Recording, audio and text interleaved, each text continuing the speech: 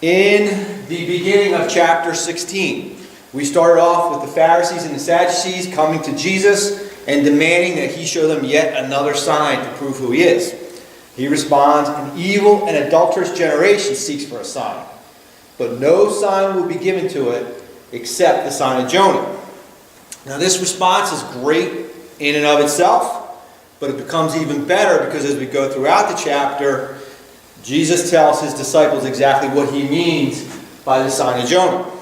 It says, "From that time, Jesus began to show his disciples that he must go to Jerusalem and suffer many things from the elders and the chief priests and scribes and be killed, and on the third day be raised."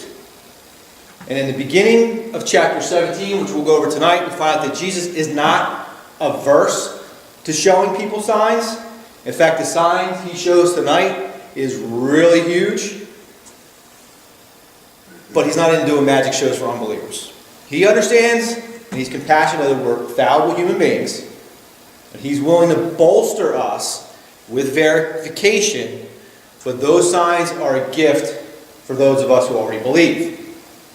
Now, why is he not willing to put on a magic show for skeptics? It's because faith is not a matter of the mind. It's a matter of our heart.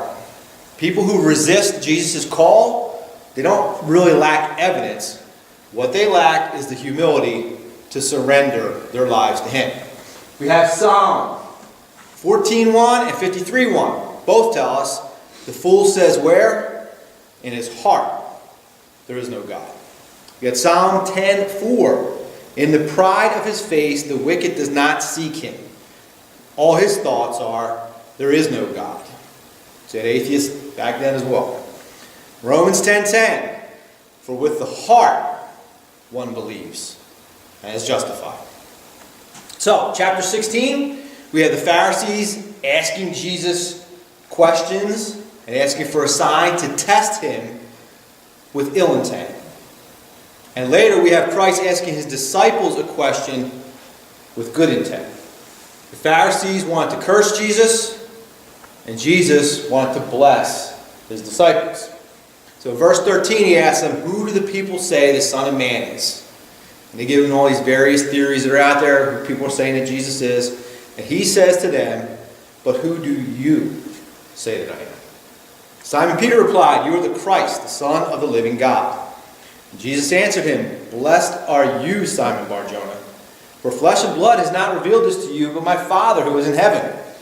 And I tell you, you are Peter. And on this rock I will build my church, and the gates of hell shall not prevail against it.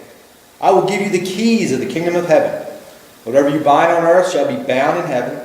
Whatever you loose on earth shall be loosed in heaven."